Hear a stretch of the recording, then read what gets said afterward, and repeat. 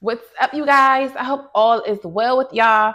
This video is just to respond to the comment. And even though I responded to you if you're watching this video, but this is something that a lot of us need to know. So maybe some people won't read the comments to see, or some people, don't like read in big paragraphs and all of that. So I was like, I'm gonna make a video about this because I'm glad that you asked this question, Dontel Jones.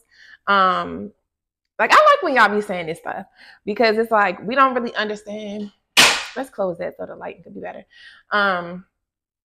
We don't really understand why God gives us, we're going to live a life without suffering. Nobody is exempt from it. Jesus went through suffering. Who are you to go through anything less than? Everybody in this book had to go through suffering. It might not be the same kind of suffering, but nonetheless, it's suffering. I'm going to pull this up so my mic could be a little bit closer. So I want to read the question / comment that the guy said, and then I'm going to give some feedback on it, because we got to understand who we are as chosen ones. Like, don't be mad about it. Y'all got to understand that I always see both sides of a situation. So I understand how you feel, this person feels. I understand how I feel, because I said it in that video, the last video I did about the chosen ones, answer the call on your life. You have a huge purpose. And to get to that purpose, I'm never going to forget. And that's why it's like so interesting, because somebody on one of my older videos, this is before I knew what my purpose was, like to the degree of what my purpose is. It's like I was kind of dabbling in, but I wasn't clear. I wasn't crystal clear on what I am to do, with my ministry, with my platform, and then even what God wants me to do off of YouTube and everything like that. So before I was crystal clear on why he called me to Texas, on what he was, grooming me to do in the kingdom of God, I wasn't sure. But when I was doing those narcissist videos, talking about, I was going in on my narcissistic mama and everybody else, like I was just venting and reading y'all all them letters and stuff, and, just talking about how evil these people are.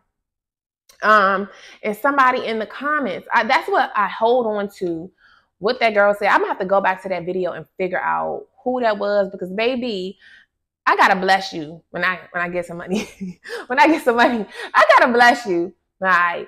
Because it was that person. She said your purpose, I don't know if it was a he or she, but I believe it was a she. She said your purpose is huge, right? And this before I was even talking about all of this stuff. I was just venting, talking about my journey, like before God, had finished elevating me in this. Knowing this season too, I'm still mad about being homeless, because this is all while I was at the homeless shelter. I was at the homeless shelter. We was homeless for a long time. I was there for like 8 months at that particular shelter. And then before that, we was in hotels and stuff. And then we was at another shelter for a week, and all of this and all of that. But that person who said that, like, I hold on to that. What make me keep going is holding on to her saying, like, your purpose is huge. You have a big purpose. And I didn't know. I'm like, I'm like, what? I'm like, dang, what am I going to be doing? Like, I thought at first I was going to be talking about narcissism like everybody else is talking about, because that's a big thing that people are talking about now. But it's more in depth to that, because behind narcissism, behind all of these psychology terms, it's spiritual battles that's actually going on in the brain, in the body, in the atmosphere. It's a spiritual battle that we're facing. Everything happens in the spiritual before it comes down into the physical. Just like before, the first fight was in the spiritual realm. It first went on in the heavens before it even came down to here and everything. And Satan and them kicked out of heaven and everything. They was already getting it in up there. So when that person told me that, I was like, wow, now I see, like, God keeps revealing more and more to me. I'm like, ooh. I just was sitting here before the video. I'm like, just sitting here working on my stuff before I started reading that comment. I'm like, this is a lot. I'm like, you really got me on a huge mission. You got me I got so many different things to tackle. It's like, you really do got me here on a double mission. Like, double mission. And one of my girls, I think it was Jordan's Journey. I love her. If y'all don't follow Jordan's Journey, she's like, she does prophecy, and I just love her. And she had said that one time, like, you're here on a double mission. Like, she wasn't talking specifically to me, but the prophets that God put in my path that has led me along the way before I was like, really locked in with him, to just be able to hear from him and just be able to get complete instruction from him. I needed the prophets to guide me at first. So when you're starting out in this journey, you're going to rely, on prophets until you start getting in your own word. It wasn't until I started getting in my own word and started being observant of the signs and synchronicities of the spirit animals and all of that. Like, people say whatever they say, but spirit animals are real. They have helped guide me on my journey. I still have spiritual encounters with the spirit animals and with spiritual symbolism that God uses his creation to convey messages for you, like storks, all type of stuff that I never seen until I got to Texas on this journey and started increasing. I actually started, because I told y'all a long time ago, if y'all go back to the beginning of my playlist, like my profile on YouTube, I was talking about how I got started. That little toad that used to always come to my window, it started off, that's what first started getting me into knowing about like spirit animals and spirituality and all of that, is because that toad just kept coming to my window every time I came in the bathroom, in the basement, in my mom's house, in the basement. I was staying in her basement, and in the bathroom down there, it's a window in there. And every time I would come in there, the toad would jump to the window. And mind you, the window, like, it's a deck outside of the bathroom window down there. Her deck is under there. So it's just darkness under there. It's nothing under there but dirt and stuff. So when you look out that window, all you're seeing is underneath the deck that's outside, which is dirt. And the toad just kept jumping to the window every time I would come in there. So I looked it up, because anything that's repetitive, pay attention to repetition when you're on this journey. If a certain bird keep coming to see you, if you all of a sudden just, like the fox, I had so many encounters with animals that was weird to me. I'm like, I've never seen this before. Why all of a sudden am I seeing this? Why is this thing so close to me? Why as soon as I look out the window, I see this thing? Like, even I've recorded some videos on here for y'all when I was staying at the shelter, and then I was walking. I forgot what video it was called, but I was walking and the blue jay came to me. And all of these animals symbolize things. These are spirit animals. Like, these animals have a spirit within them, and they're used to convey messages. So when you're on this journey, you have to use your word. God will communicate to you through a variety of means. He will use people. He will use signs, like physical signs that are outside. When you go to the store, it could be, looking at somebody's shirt. It could be anything. But ultimately, you really want to get in the word. The word is going to, like, really help you. It's going to help guide you. When I was in that hotel, and I was like, am I supposed to be here? Like, this is when I first got to Dallas. And mind you, when I needed a final confirmation, like, are you really wanting me to move to Dallas? Because God moved me he took me to Houston first. And now I understand why he moved me to Houston first. But we went to Houston first, just like the journey of the Israelites. And when he took me to Houston, we stayed there for a little bit, a couple months, and then it was like 3 months. And then we moved to Dallas, and the girl Shantia, which is another prophet that I was following on YouTube, she does prophetic words. That day, she had a shirt on that says Dallas, and she hadn't worn that shirt since. I was like, thank you, God. So that's what I'm saying. Like, it'll be a word on somebody you watching today. You might be scrolling on the timeline. You might just see, a comment, and it might say, you might be like, God, send me a sign of where you want me to move, or send me a sign of what you want me to do. Like, he sends the signs, but if you're not aware, if you're not alert, and you just not tuned in, you have to really pay attention to signs that he's giving you, and pay attention to repetition when you constantly keep seeing something. When you, like, repetition, you have to pay attention. So when I seen her shirt, I said, all right, say less. That's confirmation. We really going to Dallas. We really going to Dallas. And then even when I got to Dallas and we in the hotel, I'm like, am I supposed to be here? Like, am I supposed to be here? Then I just opened my book. Like, I tell y'all, a lot of times I just open the Bible. Don't have no intentions on what to read. I just open it up. And I'll just open right to a page. And that day, it was in Exodus. And it was when they was talking about how they were journeying from Ramses to Succoth. And I was like, okay, so I literally started looking at my map. Like, I like compare real life to the ancient maps and stuff like that. And I'm like, so I'm gonna have to, they moved city to city too. So I am supposed to be in Dallas. Like, you just moved me to Houston just for woot woot. Then you moved me there. So I say all of this to say, pay attention to the signs he's giving you. Like, God is not working against you. He is for you, but you're working in his will. It's not about you. We're not here to please ourselves. And God was not created to please us. We were created to please him. Everything about creation is to please God. It's to serve a purpose that he has it for. He knows exactly what he's doing. So you don't need to be trying to manipulate him. You don't need to be thinking that he's a genie. You don't need to be thinking that none of you are here to serve him and please him. It's not the other way around. Once you please him first, though, then he will begin to please you. Then he will bless you. You got to make him happy first. You got to do what he says to do first. He's not easily moved. He don't care about all the tears, the crying, the mad. You can beat the wall up. You can get mad and all you want. But you only holding up your process. You holding up your process. Because you need to just cry, get mad, and still get the work. Still do what he say do. Like I told y'all in that video yesterday, I still be having my moments too. And I'm like, oh man, also, but it's like, all right, feel like that. And guess what? Still stay down what you're supposed to be doing. Because for one, the enemy want to put fear in your heart, want to put fear in your mind to deter you from what God has for you. He want to put them feelings of lack.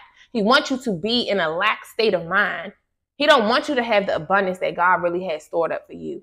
He don't want you to have that. So that's why he wants you to live in a fearful state of mind. You cannot have faith and fear. Fear means you're serving the devil. Faith means you're serving God. So anytime you're in a fearful state of your life and you're fearing anyone or anything other than God, you're serving and worshiping the devil.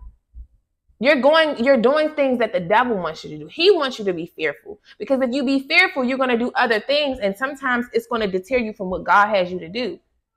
If God is putting on your heart to move somewhere, but you're so scared, I'm so scared because people saying this, I don't know, I've never been to this place. And I'm so scared. When God wants to take you to that land, like he did Abraham, I'm sending you to a land where you don't know nobody. And that land is going to be the promised land. I'm giving you that land for you, your generations to come. That's your inheritance, that land, that holy land.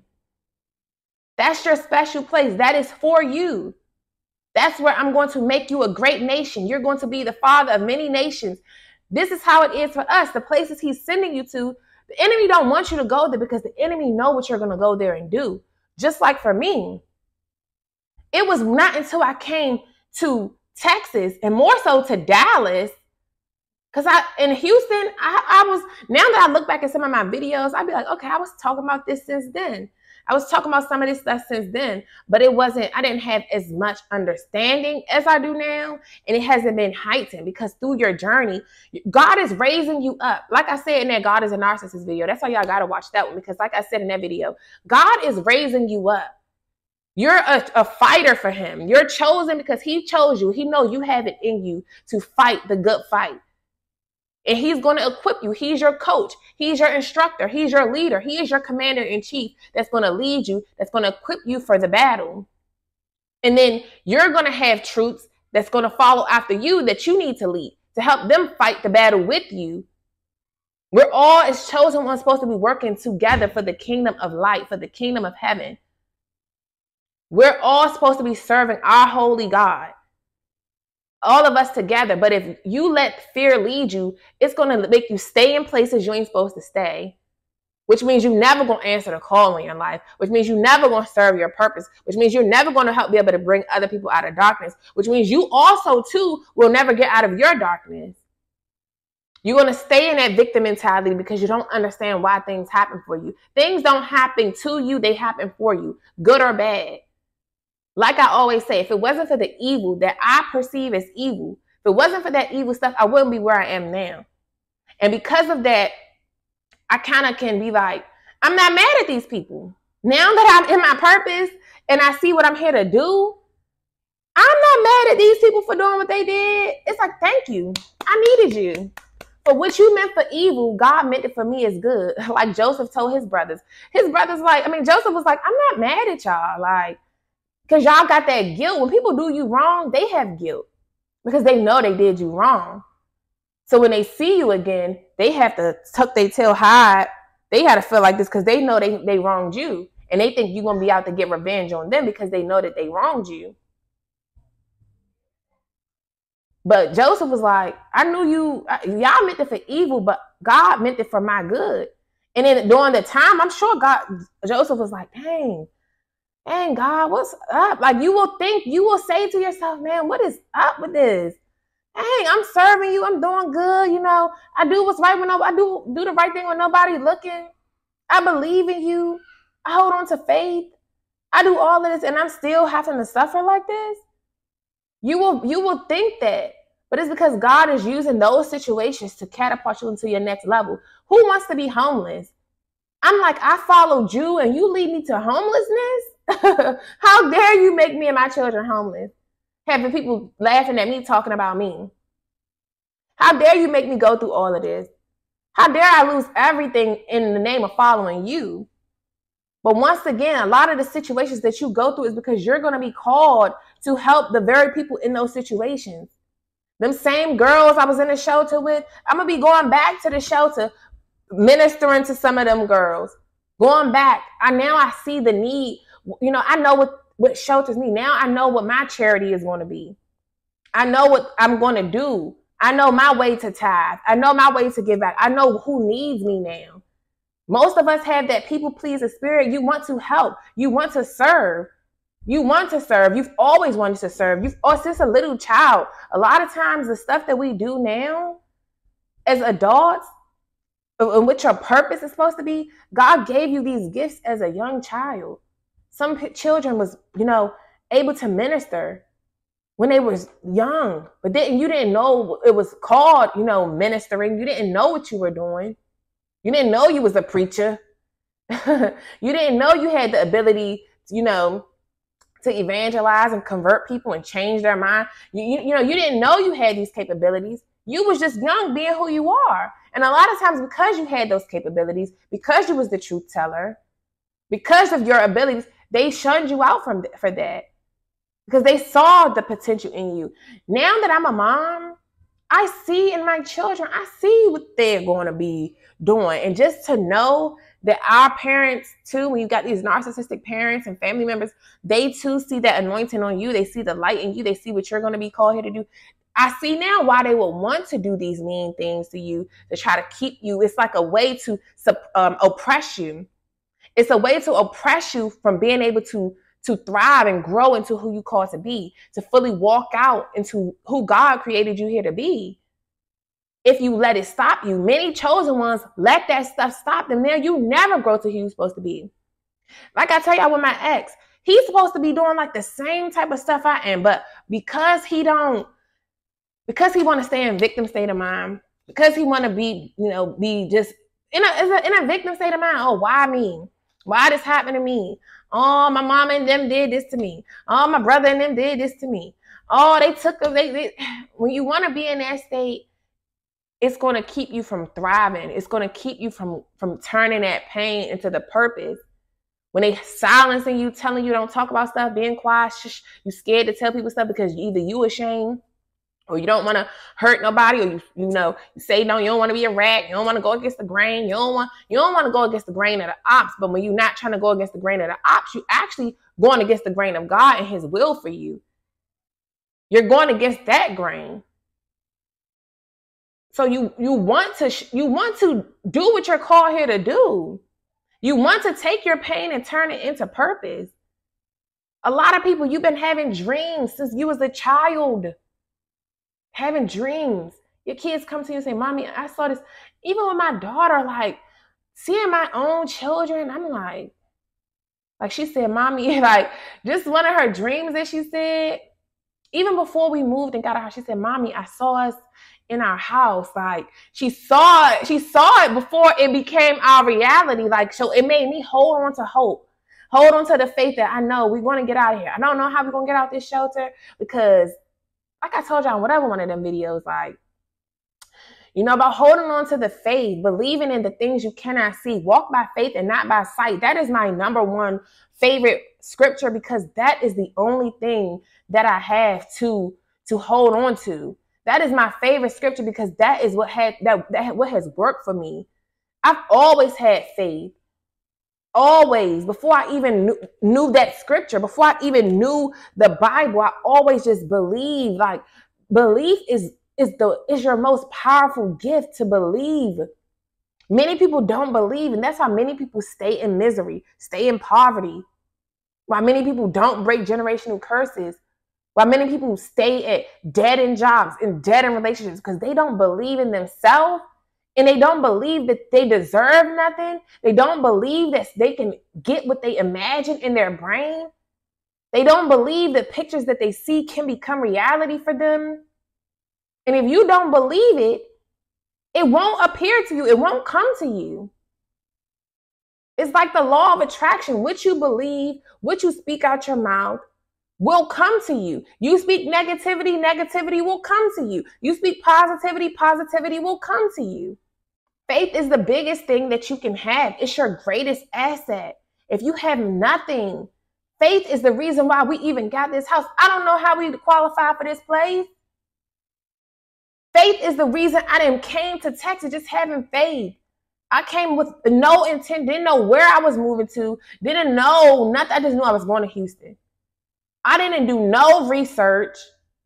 I just know God called me here. He gave me several signs to move here when I needed them confirmations. And it took 2 weeks, all of 2 weeks, from February 9th to February 28th. And February 28th, I forget if that was like a Monday or something. I don't remember what day it was. February 28th, 2022, because that's the day we flew out. And I booked my flight a couple days before the 28th because I wanted to start fresh for the month of March in Texas. And through that time when I was like, God, you know, before the day that I booked my flight, before that day when I finally booked my flight, I was asking God for confirmations. Are you sure you want me in Texas? And then we're in Texas. So I kept saying Houston. Well, I had a couple people saying Dallas and then Houston, but because as I was moving and as I was selling stuff and I was meeting people and they was like, oh, I'm from Dallas, or I didn't move to Dallas, or I'm actually moving to Dallas. And then I'm like, nah, I know I'm here in Houston because God kept giving me signs. Houston. But the people that was saying Dallas whole time, I'm thinking maybe I was supposed to go to Dallas, but no, because I know what I needed to go to Houston for. Houston is where I realized who I was really dealing with my family and other folk. That's where I really learned who I was dealing with there. And then it was also where I got the resources that I needed to move to Dallas. And then Dallas provided everything else. So you just have to understand, he will give you signs. Before I moved and knew I was for sure going to Houston, some of the girls that I would watch on YouTube, her location, and mind you, she don't ever put her location, but all of a sudden she started putting her location. It said Houston, Texas on YouTube in like the top. In like the thing up there, it said Houston, Texas. Then I had started seeing like Houston. And then the final confirmation, which was when I was already, it's in that video where I said, God told me to move to Texas. I recorded in that video how as I was on my way to my mom's house that night, as I was preparing to leave the next morning, I saw the final confirmation, a Texas tag. That's how I knew I was supposed to be in Texas. But anyways, y'all, because just know that you have to have faith. Faith is always going to take you where you need to be. It don't matter what everybody else is saying. You have to have that faith. So I want to read what the guy said. I always do a whole talk before I ever get into the actual content, what I wanted to talk about. So you guys, so the comment says, this is, if you really be honest with yourself, and I'm sorry if y'all can hear these loud kids out there, just try to ignore them if y'all hear them. Okay, you guys, so I want to read the comment that the guy has said here. So it says, if you really be honest with yourself and listen to the chosen ones, God is not fair. No, he's not fair. Favor ain't fair, and God ain't fair either. It's not supposed to be fair. It's not supposed to be fair. And you talking to a person who too believes in fairness. But what we deem as fair is not what God deems as fair. And life ain't supposed to be fair. If it was fair, he would have never had a group of people that he chose for himself, which was the chosen people. So it says, I don't care what no one say. I would even boldly claim a hypocritic in some instances. How you gonna have us incarnated into a life with our memories wiped clean, but our enemies know everything about what's going on? The reason he incarnates us, it says, how are you going to have us incarnated into a life with our memories wiped clean, but our enemies know everything about what's going on? Because he wants you to have faith in him. Because you having faith in him and you seeking leadership from him, he's going to give you the tools that you need to fight said enemy. The enemy does know everything that was going on, because you got to remember, the enemy was BFFs with God at one point. He was BFF, so he know a lot of his secrets, just like your BFF or whoever, your boyfriend, girlfriend, husband, wife, whoever's closest to you, they know a lot of your secrets. But do they know all of your secrets? Nobody that was ever close to me knows all my secrets. Nobody will ever know all my secrets. You won't know everything I've done. I tell a lot. I tell y'all a lot about things I have done, a lot of things I did, but you will never know everything. So the thing is, Satan thought he knew everything. He knew just enough to go and try to counter God and imitate him and start his own kingdom, to go against God, to have set up his own demon seeds, his own little minions that can help kill off God's prophets and kill off God's people and throw monkey wrenches in God's plans for his people. He knew enough to do that. This is why you got to understand, when you're praying, Satan hears your prayers too. This is where the whole thing about people talking in tongues come from. They talk in tongues to try to trick the enemy, because the enemy hears your plans too. This is like, if you praying for something, you praying for a spouse, and then you go out tonight, or you go somewhere tomorrow, or in the next month or so, and you meet a person, and you be like, dang, like I literally wrote this down. I wrote this down in my prayer journal. In my diary, I wrote this down, that I want a person that looks like this, has this, does this. Wow, like, and then I meet this guy. He's just like this. He's funny like him. He's strong. He's this color. He's got this type of hair. He drives this. He has this. You'll be like, wow, God, you heard my prayers. You heard my prayers. But then you realize it's all a facade, and there was other things that this person possessed that wasn't on your list, but because they have these things and not the other things, and you're like, well, I can't be picky. I can't, I gotta just take what I can get. At least he got these things. And you be like, oh, I'm gonna just deal with that. The whole time he was the counterfeit. And 9 times out of 10, most times the counterfeit comes in before the real thing. Because the enemy don't want you to have nothing, no treasures from heaven. Anything that God wants for you, God has for you, true blessings that sent from God, Satan don't want you to have that stuff. He don't want you to have nothing. He don't want you to have nothing that brings you peace. He wants to bring you calamity. That's it. He don't want to bring you peace, joy, and happiness. He don't want you to have a peaceful relationship. He don't want you to have true success unless you're doing demonic things like he wants, promoting his agendas. That's when he want to give you that. And even with that, those people don't have peace. Those people never have true fulfillment either. He don't want to bring you things that is for your greater good. He wants to damage you, because he is the thief. The thief comes to steal, kill, and destroy. Jesus said it. The thief comes only to steal, kill, and destroy. That's all Satan wants to do. As I read the Bible, that's all he did for his prophet. For Jezebel, his demon seeds, Jezebel and him, what did they want to do? Kill off of God's prophets. Kill off of all the holiness and replace it with wicked. Replace it with false prophets. You killed off all God's prophets and replaced them with 400 and 450 of these demonic prophets, these Baal worshiping prophets who's promoting nothing but sin to go against God. You have to understand, faith is the secret ingredient. It is the key ingredient to everything. Because if you have faith, like the scriptures say, it is impossible to please God without faith. We are here to please God. And the number one way to please him is to have faith in him, to believe in him, to believe in things you cannot see. Because you can't physically see God. You can feel his presence and how he's moving in your life. You can feel his presence.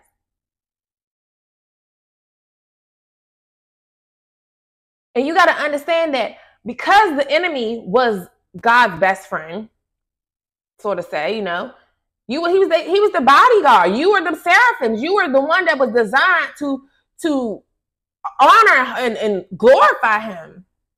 You knew his every move. You was with him a lot. You knew the plays. Just like if you got somebody around you that know about you, they know your every move. If you're in a relationship with a person or best friends with a person and you're around them all the time, especially if you live with these people, they know what you do every day. They know how they pay attention to your patterns. They know what you do every day. So a person who know what you do every day, if they become an op, they know exactly where to come find you at if they want to take your life. They know exactly what you're going to be doing at this time. They know exactly your flow. And if they want to disrupt your flow, all they got to do is bring havoc to your flow.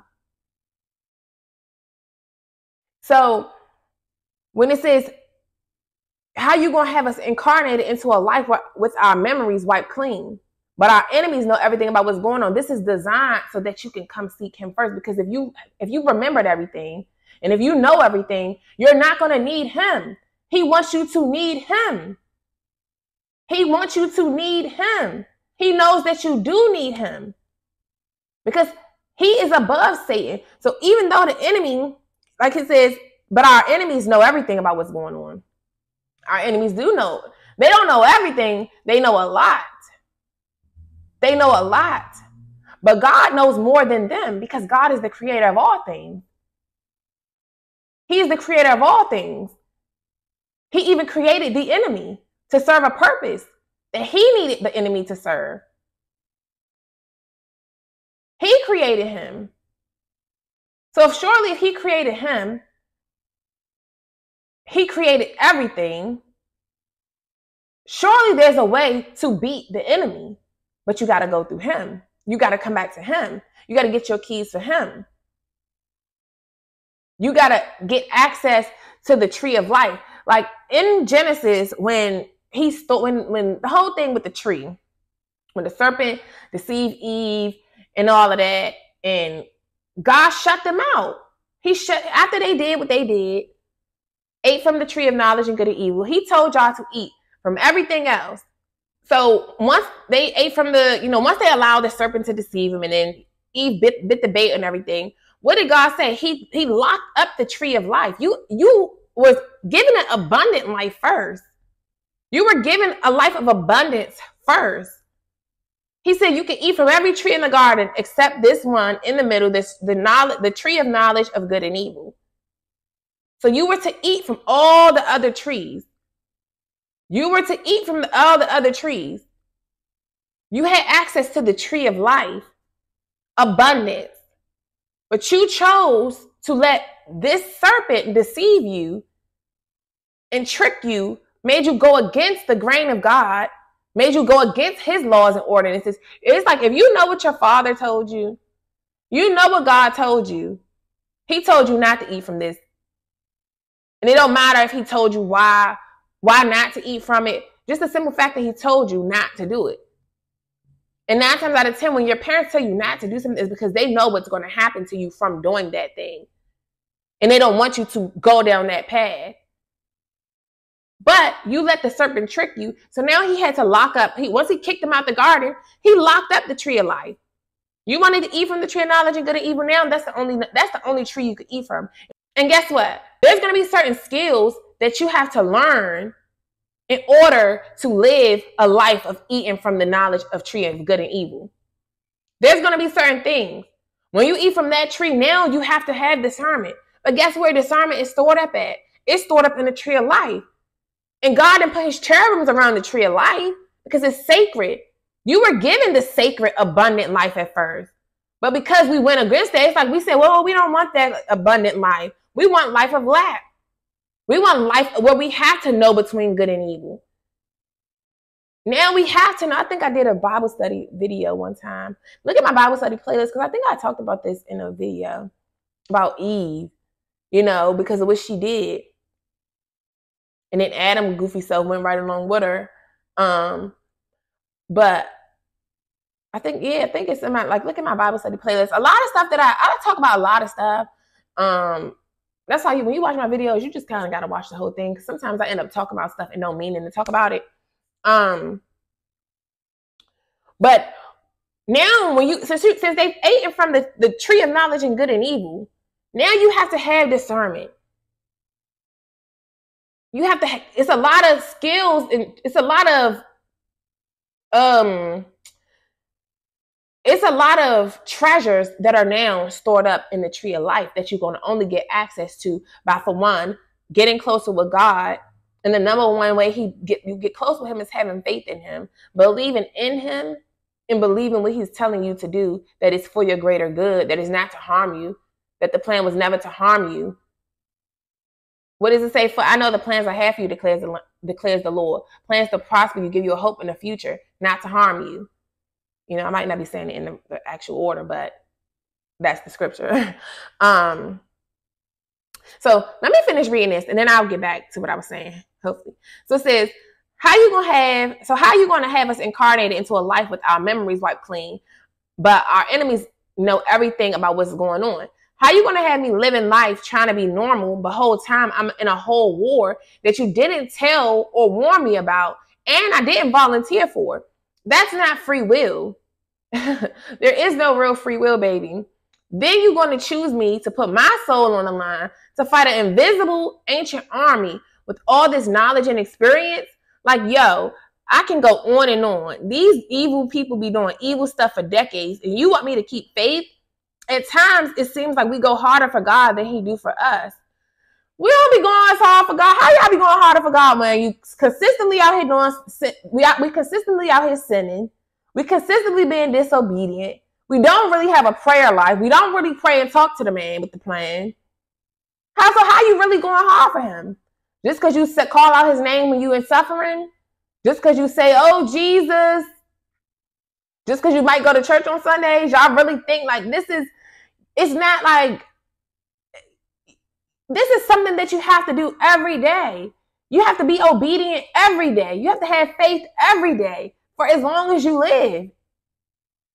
It's not something that's just like a one-time thing. So how really, when you ask yourself, I want you to tell me, how are you really going hard for God? Are you obedient? When he's convicting you to stop doing certain things, do you just stop? Are you loyal to him? Are you serving other gods by idolizing celebrities, your parents, your boyfriends, girlfriends, husbands, wife? Are you going against him? Are you really going hard for him? Or are you really going against him? And if we really be real, a lot of us be working against him instead of with him. The number one thing is idolatry. Idolizing money, idolizing the weed, idolizing the liquor, idolizing the drugs, idolizing sex, idolizing food, idolizing everything, idolizing materialistic things, idolizing these celebrities, idolizing your peers, idolizing everything but him. So how are you really going hard for him? And even when you're doing all those things, he's still working for you. He's waking you up every single day. He's giving you another chance to get it right. He's putting people in front of your path. Just like this person. Me being in your path alone, he blessing you. And anybody else that he puts in your path that's trying to bring you out of darkness, that's trying to give you understanding about why you were brought into human form, why you were created, why you are special as a chosen one. God chose you. That's special. It don't mean that because he chose you, you're not going to go through nothing. You're going to actually go through the most because the enemy wants to prevent you from getting to where you're supposed to be. It's a test of faith. And that's why sometimes the God will send the enemy, just like he did Job. Go look at the Job Bible study, to test your faith, to see how hard you really going for him, to see how forward tough you really are. Are you really as forward tough as you think you are if you don't really have true faith in the unseen? Are you really truly this savage? Are you really truly who you think you are if you don't obey God, don't follow his commands, and don't have faith? The number one thing for God is faith and obedience. And when you have faith and are obedient to what God is telling you to do, you open up doors.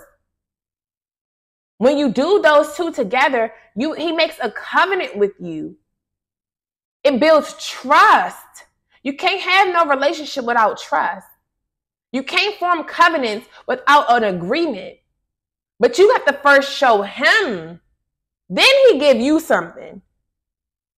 He ain't just making you do all this hard work for him and then he never going to give you no reward for it. You have to prove yourself to him. You have to prove yourself to him. You have to prove that you're worthy. And if this is a man, Dontel Jones, that sounds like a man. You're made in God's image. You're made in God's image, which is why y'all be making the women prove yourself. Prove that you loyal. Prove this. I'm going to do all of this. See if you're going to ride or die for me. Prove this. Prove that before I marry you. Prove this. I need you to prove this. God needs you to prove to him. He needs you to submit to him because he's going to give you the game. Everything that's all the treasures that's locked up in the tree of life, because he said humans are not worthy of just having this automatic gifts and treasures that I have stored up for them. Because they showed me that I can't trust them. We broke the trust with him first. Well, Eve did and Adam, they broke the trust first. And we're their descendants. And we continuously break the trust because we continuously go against God's commands, just like our forefathers have done, our ancestors, just as they have done. That's the pattern here. As I'm reading Kings, that's the pattern. And even just Kings, the whole Old Testament. It's the same thing. They keep getting in trouble for the same thing. For idolatry, for building these high places, building these altars, sacrifices of false gods, going into the same path and wickedness that their fathers done. And God like, can I get anybody that's loyal? That's what God is looking for. It's like he's trying to find one in the kings. He was just trying to find one king. And he found the couple that didn't go on away with their fathers, that came in and did what they were supposed to. But some of them came in, they started doing what they were supposed to, but then they started doing sacrificing to them false gods too. They started building them altars to them foreign gods too. They started causing the Israelites to go astray too. But the thing is, it doesn't matter if you volunteer. He chooses you. I didn't volunteer for this either. Get out, baby. I didn't volunteer for this either. I guess through my righteousness, because I had a righteous spirit overall. Yes, not to say I'm perfect, but I always had morals and principles. Even when I was younger, I look back on Facebook. Y'all know how Facebook will give y'all Facebook memories. I realized it be saying 13 years ago. I'm like, dang, I still be saying the same stuff that I was saying 13 years ago. I was meaner then. I'm not as mean. I have a mean side to me, but I'm not really as I realized I be looking at some of my oaths. I be like, dang, first of all, why was I typing like this? And I was just ruthless on it, just ruthless. But a lot of stuff that I was saying then, I still say now. I still say that same stuff now about how you allow people to treat you. That's how they going to treat you. To see that I was saying this stuff 13 years ago, I was 17 years old 13 years ago. 17 years old, still preaching this same stuff. But at this time, I didn't. That's why I say this stuff be in you already. A lot of stuff is already engraved, is put into you from when you were young. You already got some sound doctrine to you, some sound mind. But the thing is, God chooses you. None of us asked. The chosen race, we didn't ask to be chosen by God. God chooses who he want to choose. I didn't ask to be here. I did not know I was coming to Texas to do this. You could have never told me I was coming to do this. And probably if he had told me this, if I had knew this, I probably wouldn't have done it. If I knew I was going to come to Texas and be homeless like that, I probably wouldn't have came. I wouldn't have came. I would have stayed right where I was. If I would have known I was going to come to Texas and not have no car and be back catching a bus and stuff, I wouldn't have came. I wouldn't have sold my car. Like, I wouldn't have done that stuff. If I would have knew, I wouldn't have done it. But God made me a deal. He made me a deal of getting more, of getting the things that I dream of, my heart's desires, that he also has planned out for my life. Because if you have certain desires and it's not in God's will for you, it don't matter about what your desires. Those desires will never get fulfilled because that ain't in his plan for you, because he know you ain't equipped for that. You ain't ready for that. So no, he knows what that desire of yours is going to lead to. And if it's going to lead to destruction for you, he's not going to let you have it, period. But a lot of our blessings is stored up in the tree of life because it's sacred. What he once gave us, he gave us the sacred. He gave us the holy gift. He gave us access to the tree of life first. But we chose to eat from the evil. We chose to have to know how to judge between good and evil. We chose a world of evil. We chose to let the serpent out. We chose it. He was locked up in the knowledge of good and evil. But because he was able to manipulate Eve, because he was able to manipulate her, to make her think that her God was a liar, and her God just wanted to suppress her, oppress her, didn't want her to have the greater things in life, she listened to the serpent as if her God, as if your God don't want better for you. Just like your parents, they don't let you do everything that you want to do because they know what the things that you want to do, where it's going to lead you to. They know you want to go hang out all night. You don't know what's going on at the wee hours of the night, but your parents been in that life. Or even if they ain't been in that life, they know what's to happen in that life. They know ain't nothing good, ain't nothing open late at night but legs and deception. They already know what's going on at nighttime. So your parents is trying to protect you. Your kids want to get up and, like my kids were just outside. They want to go outside. It's cold. They want to go out there and play in the water and stuff, making they whatever. Okay, I'll let y'all go. But now y'all want to be out there taking your jackets off, no shoes on. I know we're not having no shoes on out there in the cold. Y'all splashing each other up. And y'all wasn't supposed to be splashing all that around. They were supposed to be making a little water, they be acting like they making food and stuff out there with the water and stuff. But then they get out there taking their shoes off, throwing the water on each other. That wasn't what you were supposed to be doing. Y'all taking shoes off, taking your coats off. It's not super cold, but it's cold enough. And because of the where we are with the weather, you're going to get sick. So I told them, y'all either put your shoes on, put your coats on, if y'all want to stay out there and stop that splashing like that, or y'all got to come inside.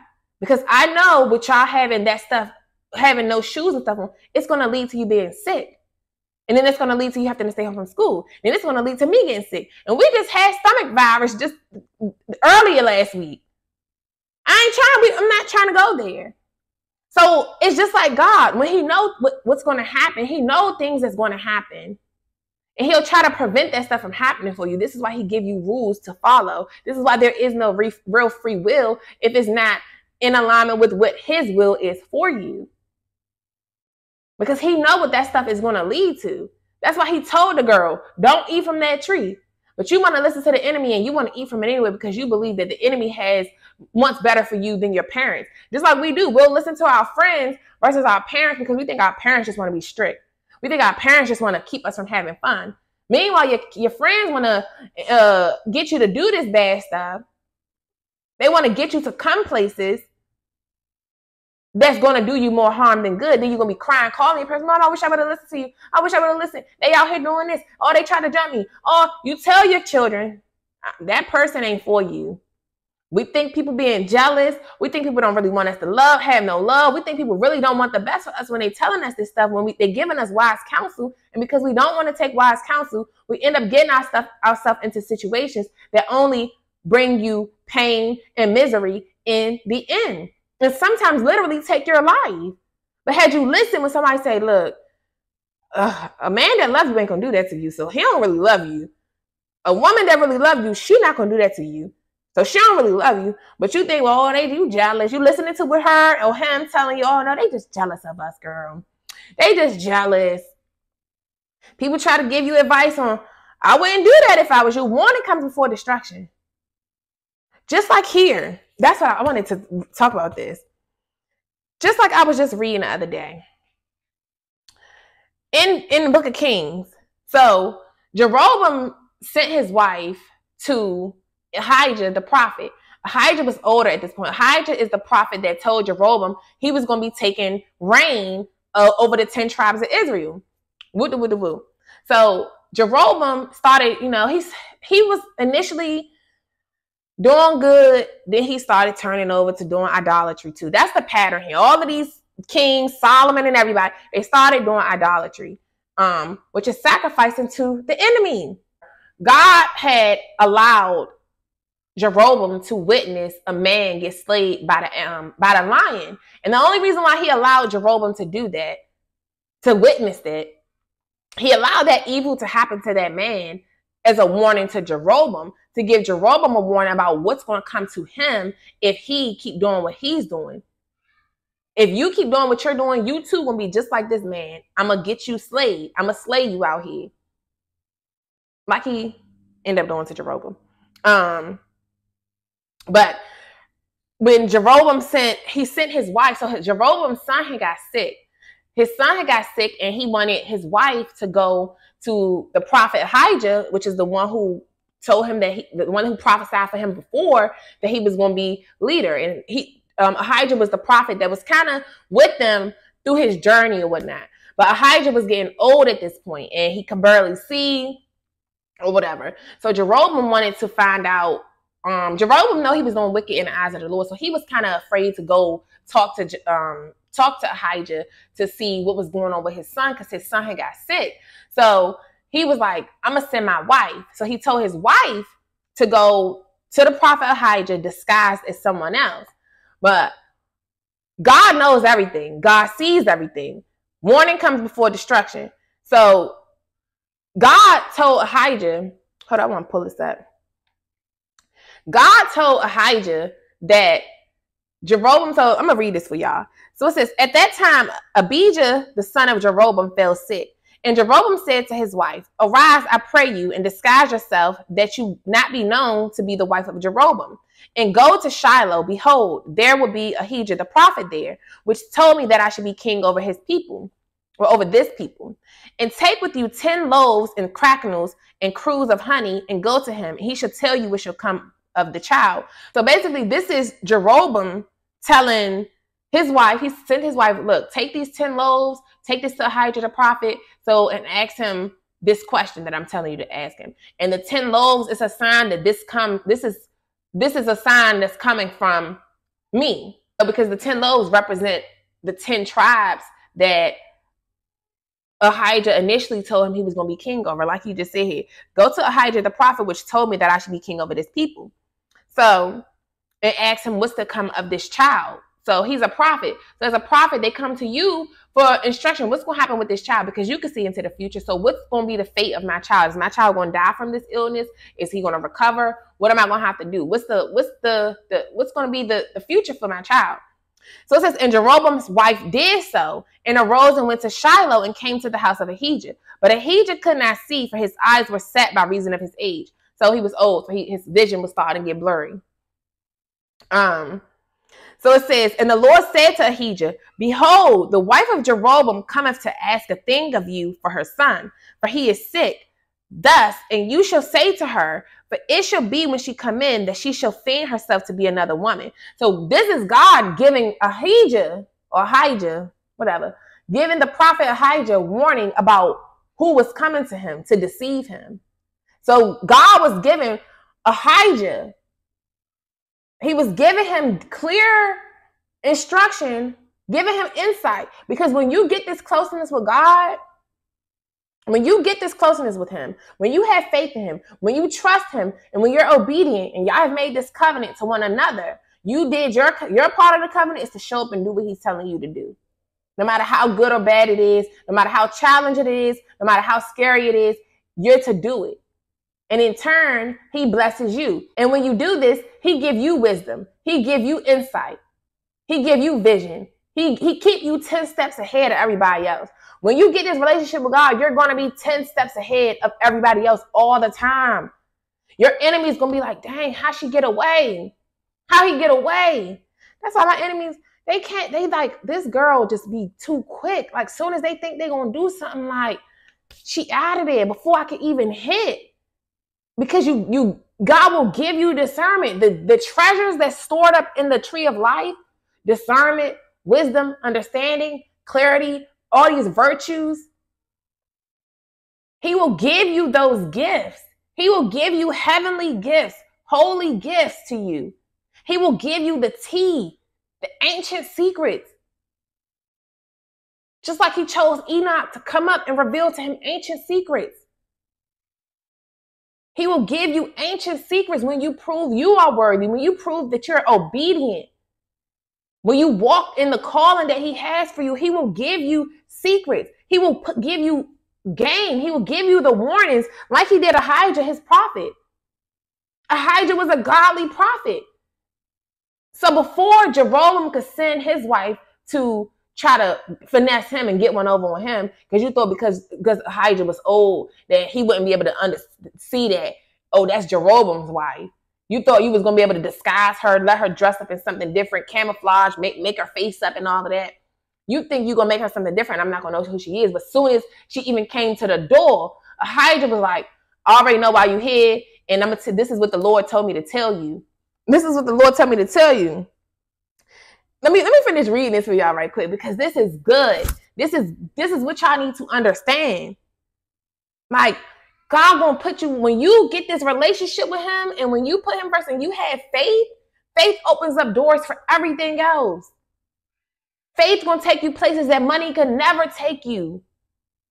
Faith. That's all he wants for you to do is have faith. Have faith that what he told you is going to come to pass. He didn't tell you when it was. He just said that it was. Hold on to the promise. Abraham had to hold on how long to the promise that God was going to make him a great nation, that he was going to be able to have his own son with his own wife, not with his handmaids, with his own wife, Sarah. But it took so long that they didn't believe it. So they get to having the maids to have babies with her husband, Abraham. And that caused you getting in God's way. When you don't have faith and you think you're going to do other stuff to make the promises come faster, to make this stuff come faster for you instead of sitting around waiting on God, you always going to do yourself a disservice. When you sit around and want to be pressed for love and you want to rush it, you don't want to just sit and be patient and work on yourself in your single season. You don't want to work on yourself. You just press to have somebody. So you go out there and think that you can get this person and then make them into who you need them to be. Think you can have sex with them and make them who they need to be. Think that you can love them into who you need them to be for you. When you get to doing stuff like that, you getting in God's way. You not being patient for who he truly called you here to be with. You going out here and making your own way. And when you do that, consequences come from that. Pain comes from that. Discord comes from that. Like Abraham and them did. He told you he was going to give you a son that's going to come out your nutsack, and out of your woman's body. Your wife is going to carry this baby, not another woman. Your wife is going to carry this baby. But it took a long time for the baby to come. It took a long time. He ain't had a baby to what? 100 years old or 99 years old? Because he had Ishmael at like 86. And it took still years after that. 14 years after that for Isaac to be born. The promised child. You have to wait. You don't get to rush God. God is on his own timing. He's not on human time. You're on his time. He's not on your time. And we got to understand that. When, like Boo Boo said here in the comments, when you realize that you work for God and God doesn't work for you, life's going to get a lot easier for you. Life's going to get a lot easier when you get the understanding. Like he said, at times it seems like we go harder for him than he do for us. When you get the understanding that you're supposed to go harder for him because he is narcissist, he wants all the glory. He wants you to go hard for him. He wants you to put in more work for him. But best believe he putting in work on your behalf every day. And when you have faith and obedience, that is like the holy grail. Those are the two keys. Faith and obedience. Because when you have faith, you're going to be obedient. He told me to move. Okay, I have to be obedient. I had to do it. No matter what everybody else saying. No matter about me worried about my kids not having their dad. No matter about everything else, I could not. No matter about my children, how they feeling. I couldn't worry about how my kids was feeling. I couldn't worry about how I'm feeling. I couldn't worry about how my family was feeling. I couldn't worry about none of that. I had to go. I had to go. I had to be obedient. It don't matter if I don't want to get up on a computer screen. It don't matter if I don't want to be on here. I'm an introvert. I don't like really even having to engage and do all that. I don't like having to be up here making videos. But I have to do it. I have to do it. It doesn't matter. I have to do it. And once I put my work in first, then God's going to put in the work that he needs to. And even while you're putting in yours, he still got you. Because when you're on these journeys, he's going to be blessing you every day. He's going to be providing for you every step of the way. But I wanted to finish reading this little part. And we eventually going to like do Bible studies on this stuff. But I just think that this was necessary for y'all to see how when you locked in with God, you're going to get ancient secrets. You're going to get the warnings. Like before harm can come near you, God is going to tell you about who is trying to bring the harm near you, what they're going to do, and when you need to dip so that the harm won't come near you. But if you're not in tune with yourself, if you won't listen to your intuition, which God gifted you with, if you won't listen to the voice that he's telling you, if you don't listen to wise counsel from other people that he put in your path to warn you about those people, destruction is surely going to come to you because warning comes before destruction.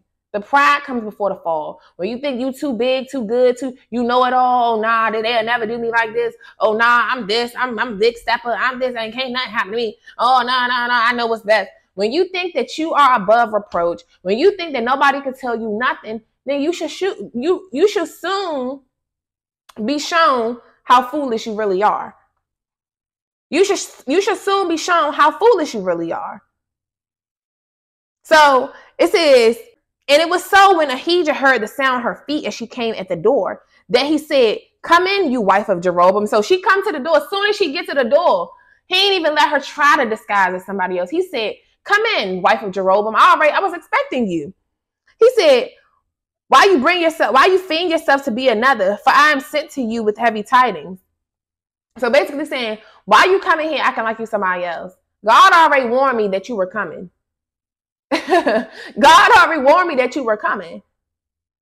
So you trying to finesse me? You trying to play the fool? You trying to play these games with me? Like, God only does this stuff. He will use situations to show people that you thought you was fooling me, but I'm showing you that you was the only fool the whole time. You wasted your time, energy, and all of that buying that stuff to cover up, wasting your time using to disguise you. You're wasting time, baby, because I'm already on game to you. Like these people, I'm already on game to you. You thought you was fooling me, but I showed you was the only fool the whole time. You're not fooling me. He said, so Ahijah, soon as she came to the door, she said, why you come here faking like you somebody else? Go tell your husband this. Thus said the Lord. So this is God's word for Jeroboam, spoken through the prophet. So pass this word back to him. It says, go tell Jeroboam, thus said the Lord God of Israel, for as much as I exalted you from among the people and made you prince over my people Israel and rent the kingdom away from the house of David and gave it to you, and yet you have not been as my servant David, who kept my commandment, who followed me with all his heart to do that only which was right in my eyes. But you have done evil above all that were before you, for you have gone and made their other gods and molten images to provoke me to anger and has cast me behind your back. Therefore, behold, I will bring evil upon the house of Jeroboam, and I will cut off from Jeroboam him that pisseth against the wall, and him that is shut up and left in Israel, and will take away the remnant of the house of Jeroboam. As a man taketh away dung, it will be all gone. Him that died of Jeroboam in the city shall the dogs eat, and him that died in the field shall the fowls of the air eat. For the Lord has spoken it.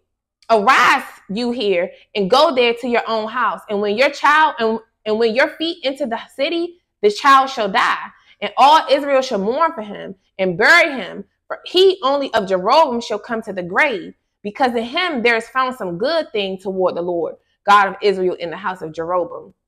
It says, moreover, the Lord shall raise him up a king over Israel, who shall cut off the house of Jeroboam that day.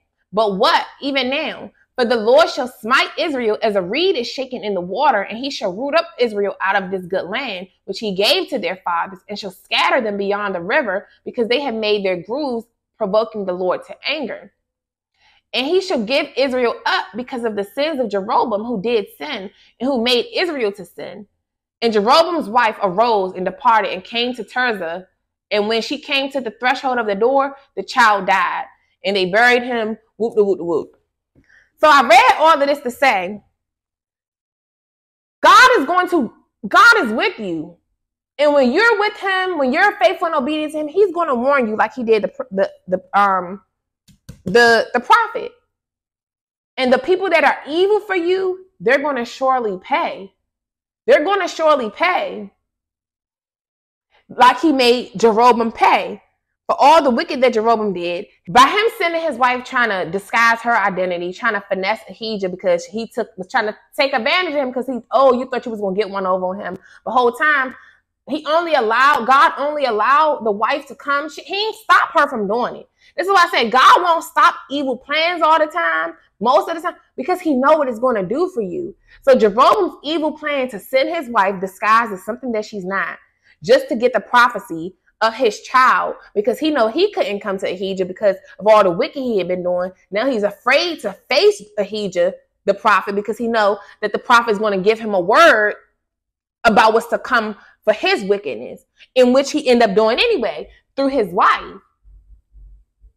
So Ahijah still, for what the wife thought she was coming, the message that she thought she was coming to get, he ended up getting a different message, plus the message for the fate of their son, which as soon as you get back, your son is going to die because of the iniquities of his father. And then I'm going to raise up another one of your sons to be the next king. Woo-doo-woo-doo-woo. So God got you. God has you. People have to pay for the evil that they do to you. So the people who do evil to you, they're not getting away with it. However, God is using that evil to do his will through you. With this child, what he meant here for evil for him, to try to come and deceive him, because deception is evil. You're trying to come and deceive him whole time.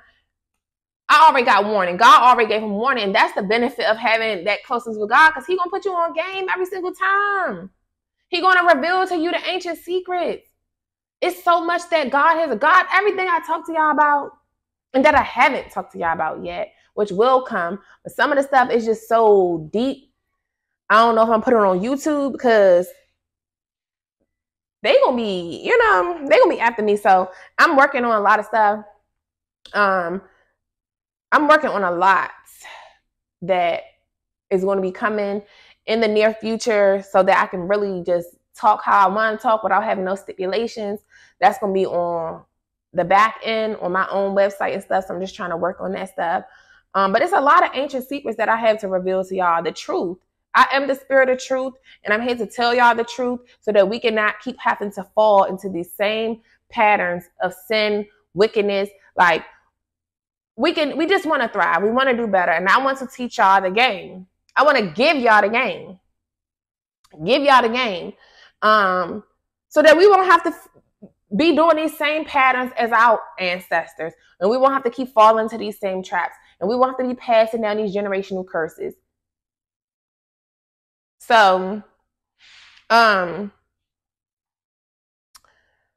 but let me go back to this question here. I mean, I answered his question on the comment.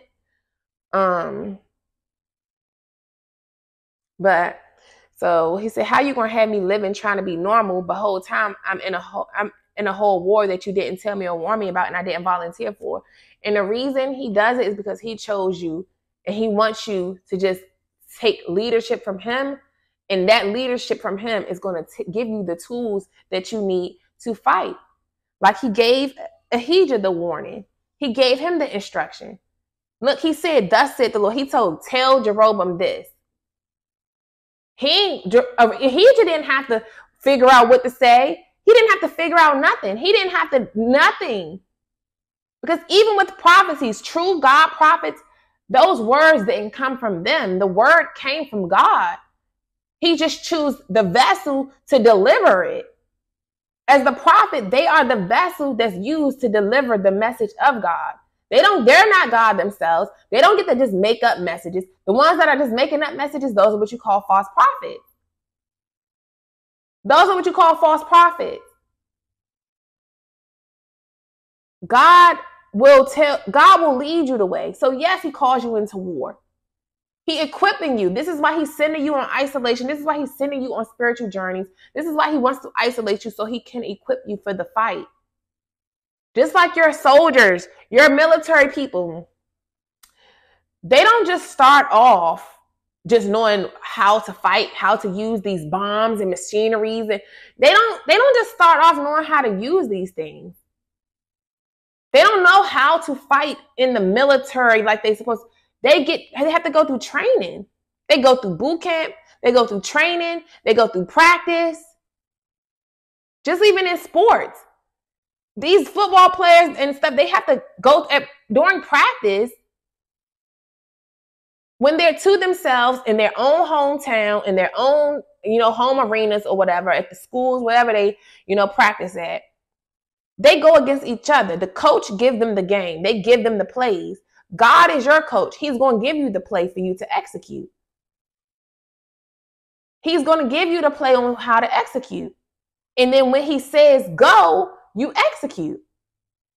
He already had told Ahijah what was going to happen, who was coming to see him, and what he needed to say to her.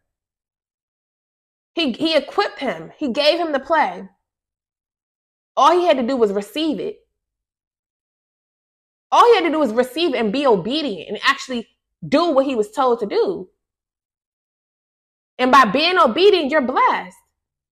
Same within your coaching and stuff with the military or with the football players. They're commanders in chief for the military. You give them a play. You tell them what to do. You give them a list of weapons or however they do it. But they have practice. They go through training. They go through training. So when it's time to fight the war, they know exactly what to do. When they're coming up against their opponents and their opponents got these type of weapons, what type of weapons do we need to have? How do we need to fight? How do we need to fight back? How do we need to go for cover? How do we do this? God is going to do the same thing for you. He's teaching you how to fight the invisible ancient enemy. He's going to teach you. And the number one way to fight the invisible ancient enemy is through the word. It's through the word. It's through closing certain doors. Getting rid of those altars. Getting those statues out your houses. Getting these diabolical symbolisms up from amongst you. Getting these diabolical people from up amongst you. Stop having fear. Stop having fear of being alone. Look at what fear causes. Fear causes people to write their own death. Before all of these girls, I told you I watch Twisted Crimes a lot. Before all of these girls up here, before all of them got unalived, surely there was warning that came before their destruction.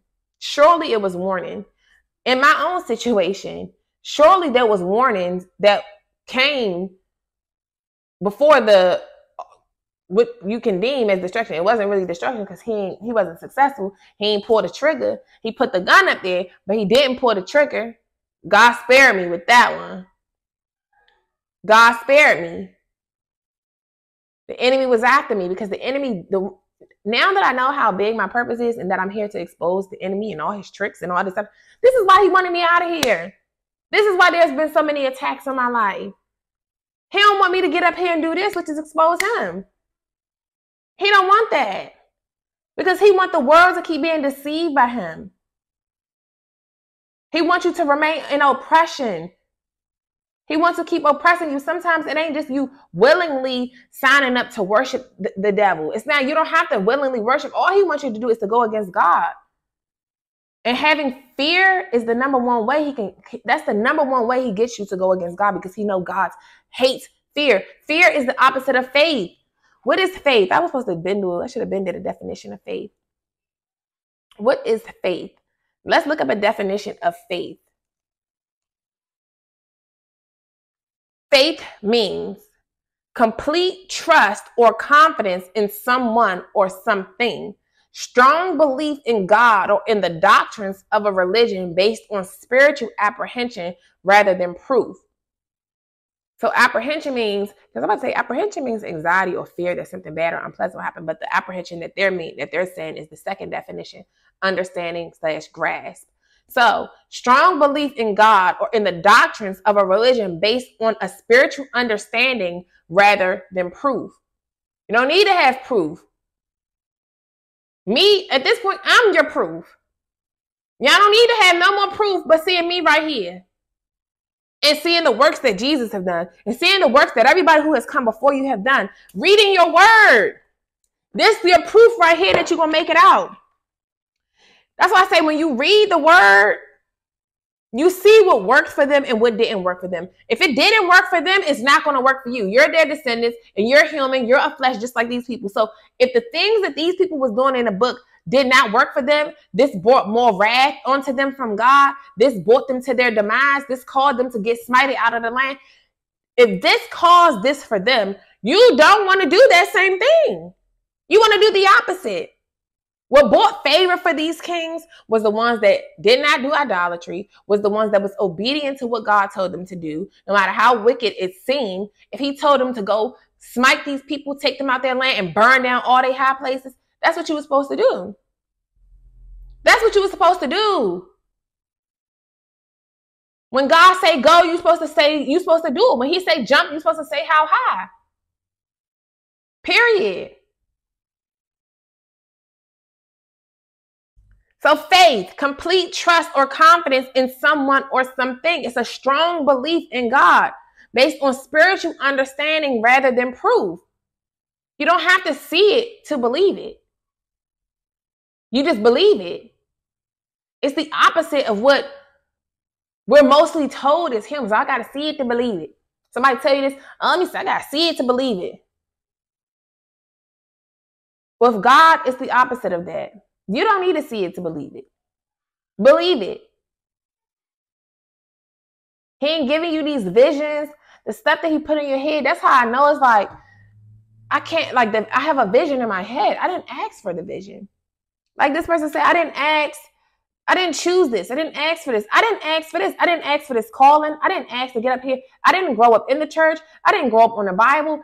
I didn't start learning the Bible till I got to Texas. As soon as I got to Houston, y'all see it on my page. I didn't even know how to read a verse.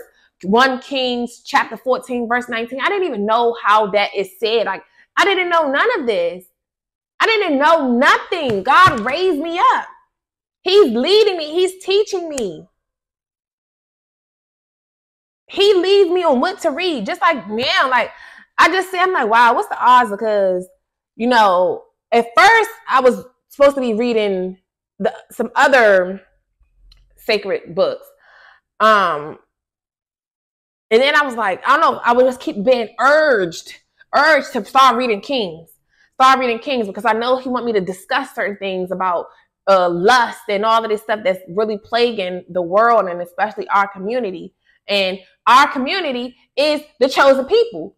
It's the people of the book. So he urges me on what I need to do. It's like, and you got to follow the urge. And when you get hearing that voice, and even when you sleep and you get a dream about something, and it's like literally in my dream, like a verse came up in my dream. It wasn't this, but it was about something else, which down the line, we'll talk about the ancient secrets. And it's like, it just, the stuff that come to you, Everything that comes to you in a dream ain't from God. You know, you gotta, you'll know, you gotta have discernment. And God gives you that. God gives you all the secrets that you need. He gives you all the ancient secrets. When you are ready for them, when he feels that you're ready for them, and when you show yourself approved to him, when you show that you can be trustworthy, every relationship is built on trust. If there's no trust, there's no treaty. It's got to get something out the deal. God makes covenants with you. When you show that you have faith, he's going to make a covenant with you because he loves you for having that faith in him. You become one of his favorites when you have that faith in him, because in a world where most people don't have true faith, for you to be the few that have faith, you're surely going to get blessed abundantly. You're surely going to get blessed abundantly for that. There are things that you have to go through first. He's given me all the tools I need to build my empire. He promised me this. Okay, now he's giving me the tools on how I'm going to build my empire to create that. A big thing for me was leaving behind wealth to my children. I want my kids to be some trust fund babies, for sure. I don't want them having to go through all of this. I'm making the sacrifice. I'm making the sacrifice so that they don't have to do this. They don't have to go through anything I have went through. I'm making the sacrifice for them. The spiritual stuff and the non-spiritual. Everything is spiritual, but the material and the spiritual. I'm going through it so I can teach them how to spiritually fight. Teach them how to be aware of stuff. You know, just teaching them how to truly have faith, be brave, believe that you can do anything that you want to do in this world. There ain't no caps on you. You can do anything that you want to do as long as it's in God's will for you. And a lot of the stuff, like I said, it already starts in your childhood. I already see my baby, my 7-year-old baby. This girl is going something fashion, like her something in the creative space with art. And I'm surely going to invest in my child. She's just super creative, out of this world. Like, that's her gift. That's her gift. And she has she sees stuff. She just like, this is what I'm saying. God is in you since a child. This is why sometimes you need to listen to your kids. Sometimes she give me some insight. God will use even your children to help guide you on your journey. God will use anybody to help you with your mission. Your children are the most purest form. They're the closest to God. They're the most holy because they're pure, until Satan wants to come along and snatch their innocence. Which is why he works so hard to steal the children's innocence. Because if you steal a children's innocence, you ruin them for life. You attack the children while they're young, you already get a head start on taking over their brain, taking over their body, getting them to act out in ways that serve the enemy. This is why when God is giving you warning about certain people that you have around your kids, don't bring them in your house around your kids. Warning comes before destruction, but many people don't take the warning because they're not in tune with themselves, and they're not in tune and listening to their intuition. They're not listening to God. The number one gift that he gave you is intuition, and we refuse to listen to it. And then we wonder why we get ourselves in situations when if you were to listen to your intuition was alarming you that something was off about these people, places, and things, but you didn't listen. You didn't listen. You know? But I see it in her, and I'm like, I'm going to, my baby is already in her. My little second baby, that little girl is so bossy. She must gonna be running some businesses when she get older because she's so bossy. She's so firm. Like, I'm like, girl, you already have this stuff in you. My teaching, the fact that I'm called to be a spiritual teacher, I always wanted to be a teacher. I always played teacher as a child. I always wanted to teach. That's why I always teach. I love being a mom because I get to teach my children. I love that. I love teaching them everything. I love teaching them how to be ladies. I love teaching them how to clean. I love teaching them just how to be a well-rounded being. I love teaching them. It's more stuff I can't wait to teach them at the appropriate ages. I love teaching them. I love showing them. I've always loved to do that, which is why I have done that. A lot of times your gifts, you've been doing it since a child. You just have to bring it up out you. You have to bring it up out you. You know, so yes, let me just make sure I cover everything that was in here. You know, how you gonna have us incarnated into a life with our memories like clean, by our enemies know everything about what's going on. Yeah, that whole purpose is so you can go to God, because God gonna give you the tools you need to fight the enemy. He gonna give you all the special secrets, all the plays.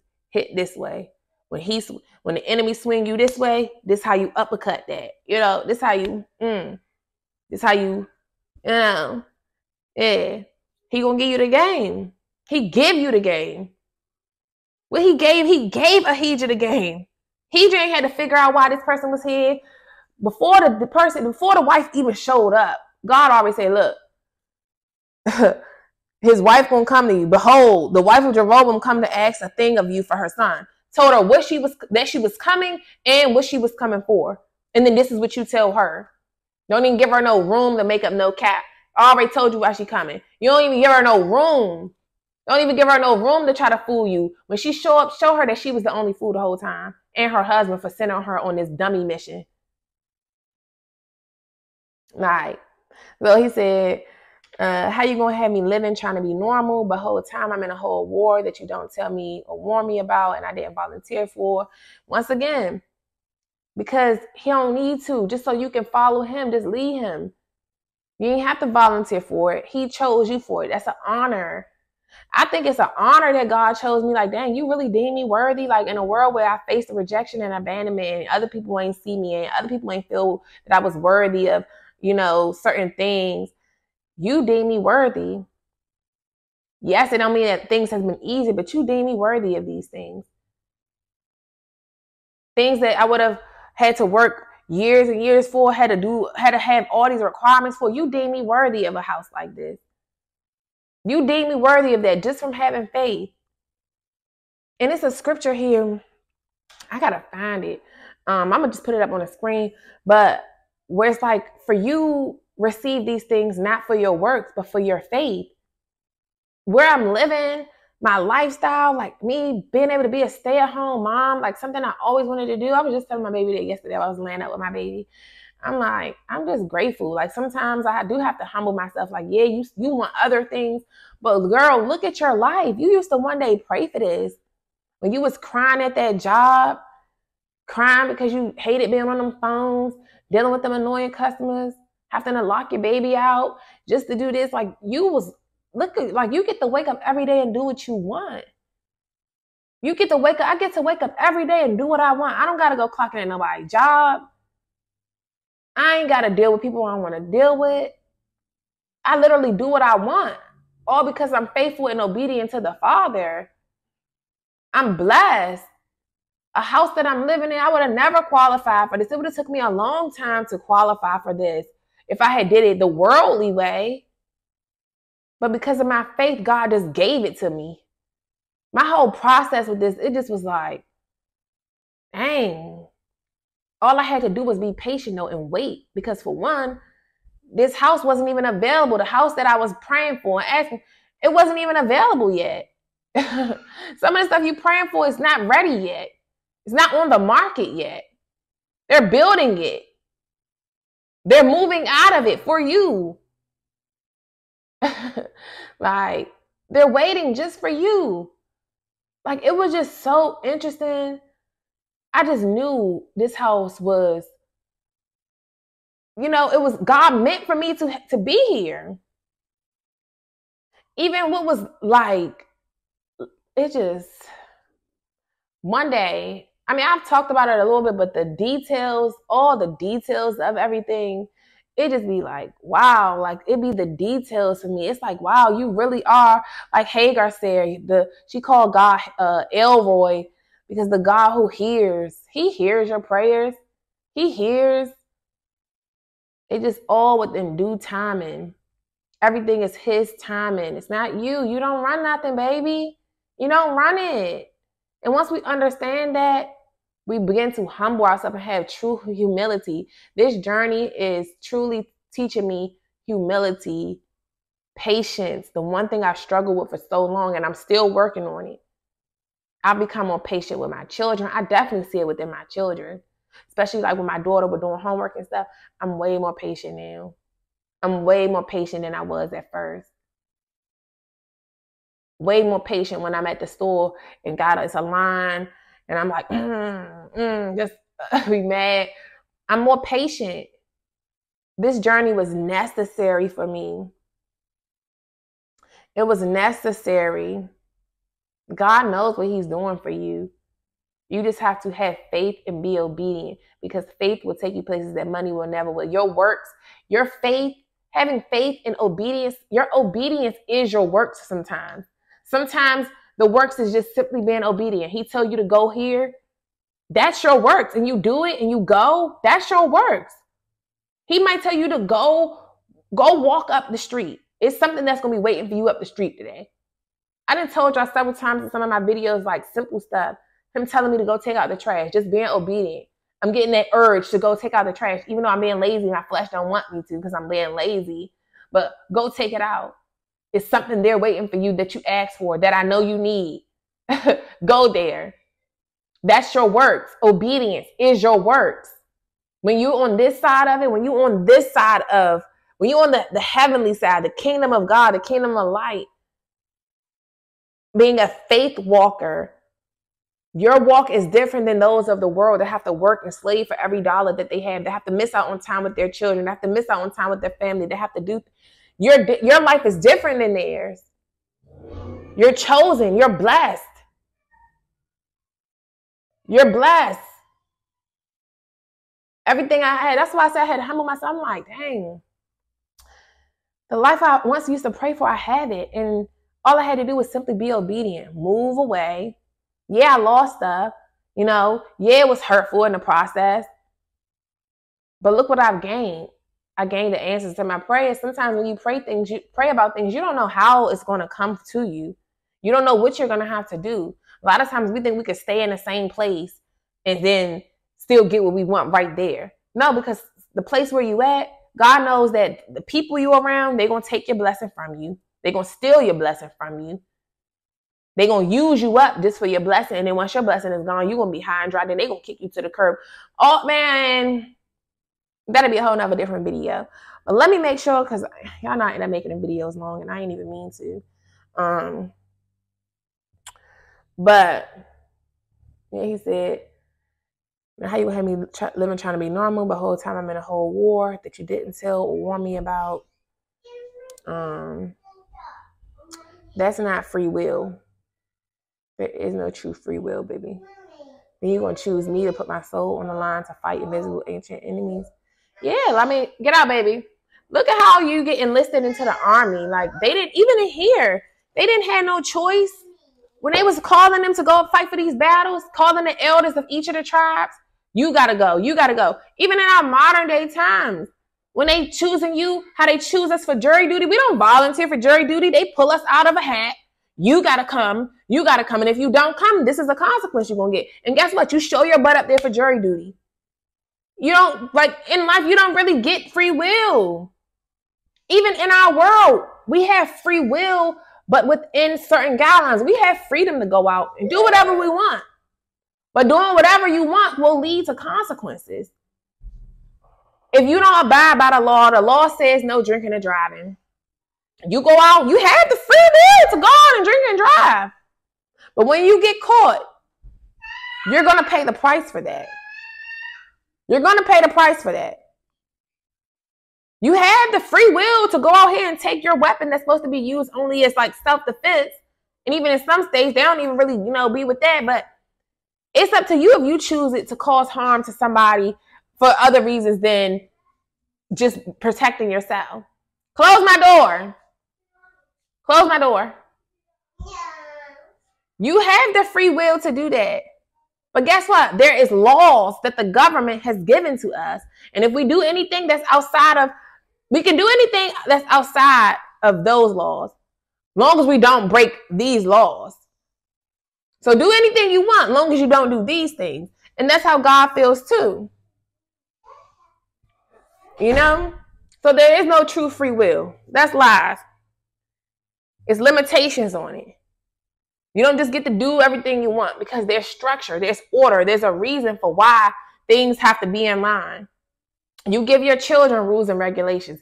It's for a reason. It's not just because you want to be mean and be hard on them. It's for their safety. It's for their protection.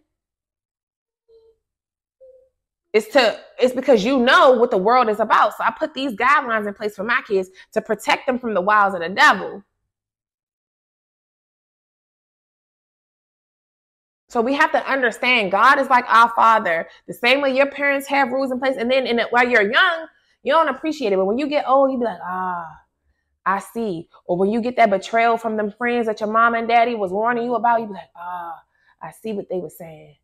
And you get older and you had kids of your own, or even if you don't have kids of your own, but you get older and you start seeing how wild the world really is, and you be like, I see why my mama was protecting me from this. I see why my mama didn't let me go spend a night out at people's house. I see why she didn't let me go to that party. Because something happened down at that party. It was a reason she was getting convicted in her to say, no, you can't go this time. Or you can't go because this is what be happening when you go down here. This is what happens here. You know.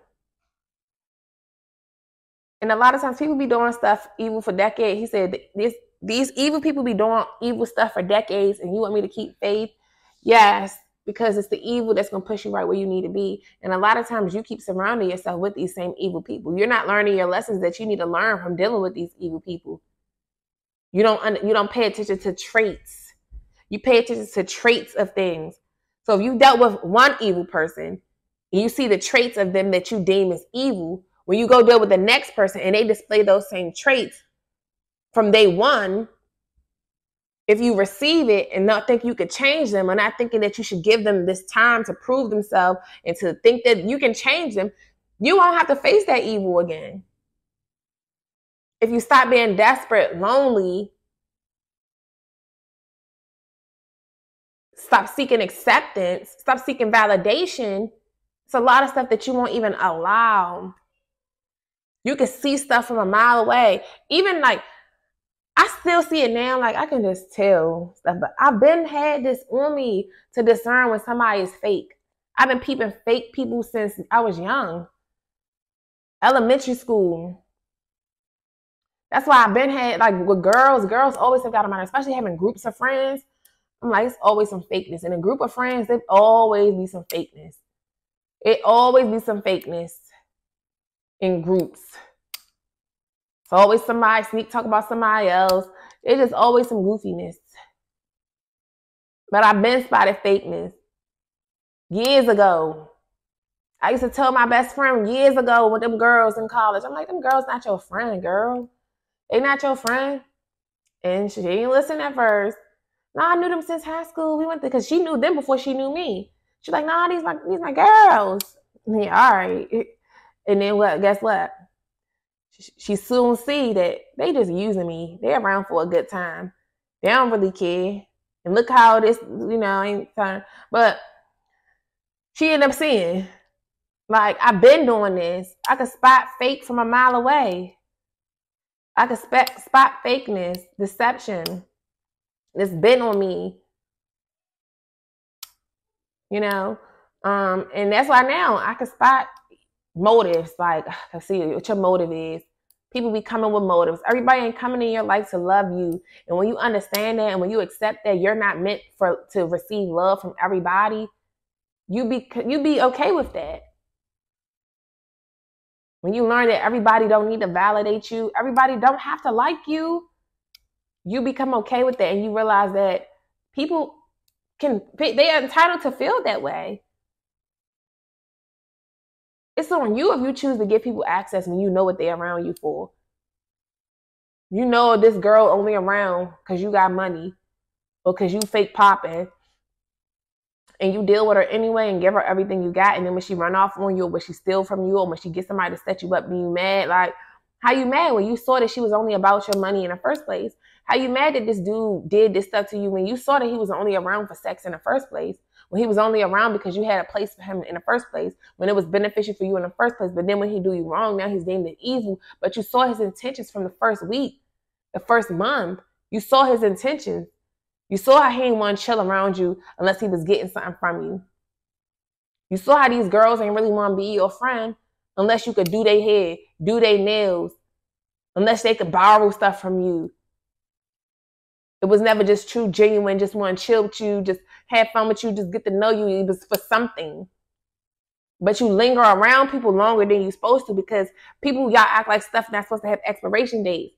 Nah, everybody is not meant to last forever. Everything doesn't last forever. Nothing lasts forever, for that matter. You're not going to last forever. Nothing else is going to last forever. The only thing that lasts forever is God, because he's a perpetual God. It's everlasting. Nothing lasts forever in that same state, in the same condition that it once was.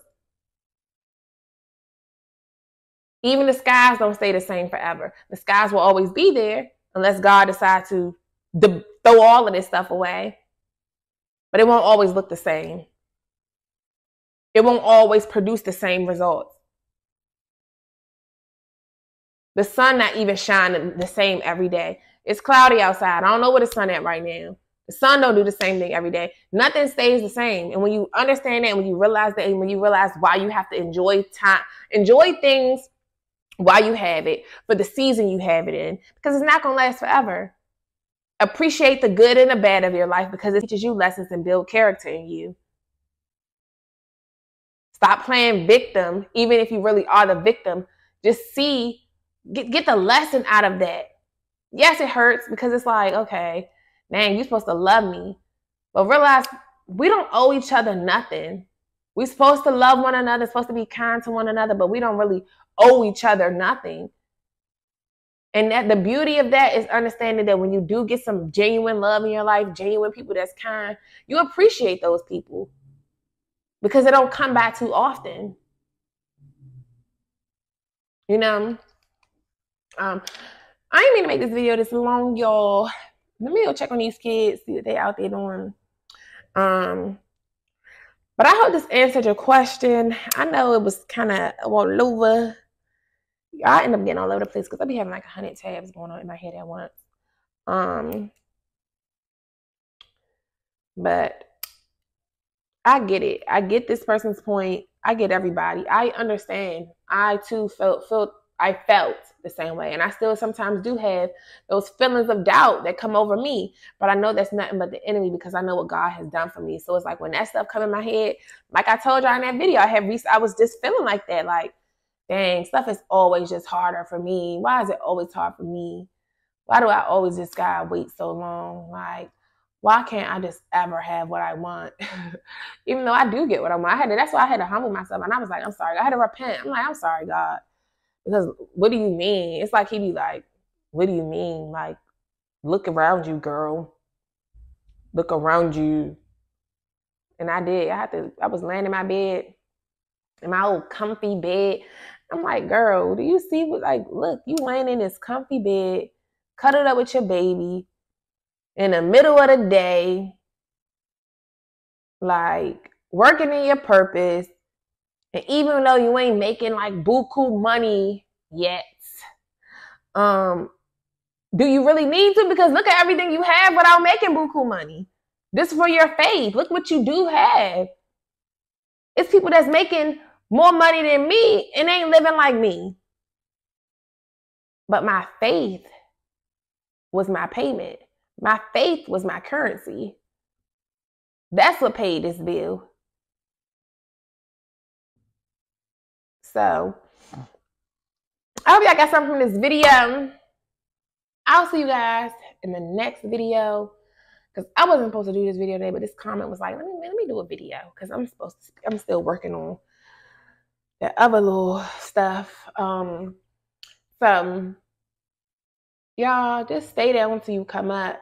Trust in God. That's all he wants. Like, if you can only give faith, that's easy. Just believe. Believe. I am a visionary. So I live in my head and I live this picture of my dream life that just lives in my head. And that picture that's in my head is what keep me going. When the devil be trying to be like, oh, but look at the present. I be trying to be like, look what you don't have right now. All I think about is the picture that's in my head that God gave me. And that's what keep me going. And then the girl who said, your purpose is big. So it's like, I can't give up. And if I give up, my kids see me give up, then I look like a failure. And then what good does it do for me to tell them never give up and tell them that reach for the stars, you can be anything you want, you can do whatever you want. And then I don't do everything I want. That's, beneficial to my growth and that's in God's will for me. Because it ain't just about what you want if it's not in God's will for you. So that's what I have to remember when the devil try to plant that seed of doubt and fear in my head. It ain't like the fear of the unknown. That's where anxiety and stuff come from. Fear of the unknown. But if you have faith in your God, knowing that your God will always come through, when you look back on your life and you see that he came through for this, that, and that. Look how I once used to be worrying about this. And look how at the last minute he came through. Look at how I was man, I really got testimonies for days, bro. Because even recently, I'm like, shoot, I ain't make that much money. What am I going to do for this? All of a sudden, a check came. Like, I don't even remember. I don't know how this check came. I don't know where it came from. Well, I know where it came from, but I don't know how. I don't remember filling this out. I don't remember. But it just shows that God got you. You don't need to worry about that stuff. You don't need to worry about your finances. You don't need to worry about this because God got you. It's surely if he called you to do something, he's going to provide for you. He's a provider. He's a way maker. So let me go because here she go crying. I'll see y'all in the next video. I hope you got something out of this video. Calm down, relax, have faith, trust in God, trust in the unknown. He's never going to leave nor forsake you.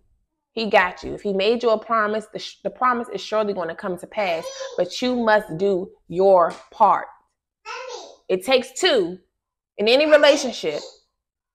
Do your part. So I'll see y'all in the next video. Deuces.